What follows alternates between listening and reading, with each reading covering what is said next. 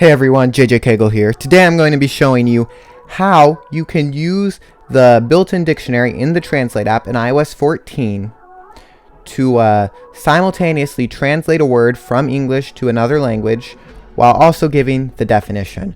So we're going to go ahead and open the Translate app, and we've selected our two languages, and I'm going to go ahead and type good.